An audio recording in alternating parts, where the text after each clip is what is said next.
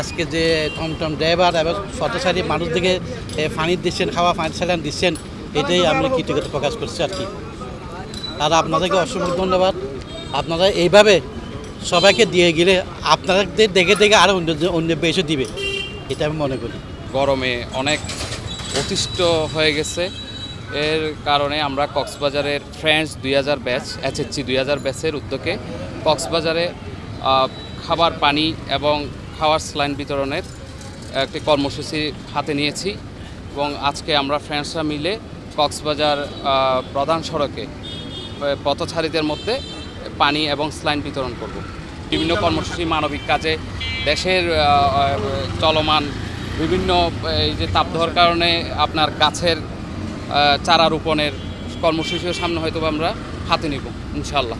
চলমান তীব্র দাবদাহে মানুষের যখন জনজীবন অতিষ্ঠ, সেখানে আমরা কক্সবাজার ফ্রেন্ডস 2000 ব্যাচের ডিস্ট্রিক্টের উদ্যোগে আমরা পথচারী এবং যারা পর্যটক আছে, প্লাস আমাদের কক্সবাজারে যারা খেটে খাওয়া মানুষ, শ্রমজীবী মানুষ, তারা আসলে খুবই কষ্টের মধ্যে, এই দাবদাহের মধ্যে খুবই কষ্ট আছে।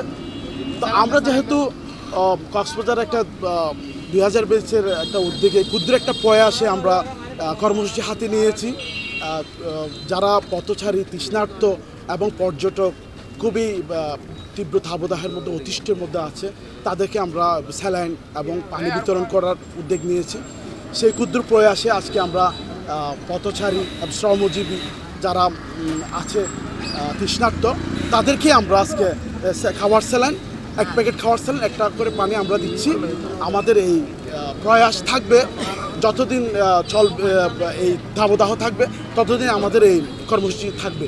প্লাস আমাদের কক্সবাজার 2000 ব্যাচ কক্সবাজার জেলার পক্ষ থেকে আমরা বিভিন্ন কর্মসূচি সামনে হাতে নিব এবং আমাদের আরেকটা কর্মসূচি আমরা দেওয়ার চিন্তাভাবনা করতেছি, সেটা হচ্ছে আমাদের বৃক্ষরোপণ অভিযান। সামনে যখন আমার বর্ষাকাল আসবে, তখন আমরা কক্সবাজার জেলার 2000 ব্যাচের পক্ষ থেকে আমরা বৃক্ষরোপণ অভিযান ইনশাল্লাহ কর্মসূচি পালন করার আমাদের আশা আছে। আজকে আমরা এই কর্মসূচি পালন করতে যাচ্ছি। 1, 2, 3 ঢাকায় জমি জিতে নিন 100% ক্যাশব্যাক সহ 20 কোটি টাকার পুরস্কার। গরমের তাপ অনেক বেশি, যে গরমের তাপে আমরা যারা এই শ্রমিক ভাইয়ের আছি, আমাদের এই খাবার পানির জন্য অনেক কষ্ট হয়। পৌরসভার মধ্যে এমন কোনো এই নির্দিষ্ট স্থান নেই যে শ্রমিকরা, পথচারীরা যে একটু খাবার পানি পাবে, এরকম এই বিশুদ্ধ পানির কোনো একটা পরিবেশ নাই। এই এমন টাইমের মধ্যে যে আমাদেরকে একটা পানি আর খাবার স্যালাইন দিতেছে, যারা দিতেছে তাদেরকে আন্তরিকভাবে ধন্যবাদ জানাই। বেশি গরম তাপ করতেছে, মানে এটা সহ্য করা যাচ্ছে না।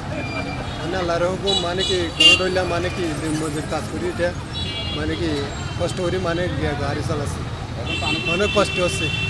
এটা পাইয়ে নি, আল্লাহর কাছে হাজার শুকরি, এই পানিটা পাইয়ে নি, মানে কি অনেক আল্লাহর কাছে দোয়া করবো।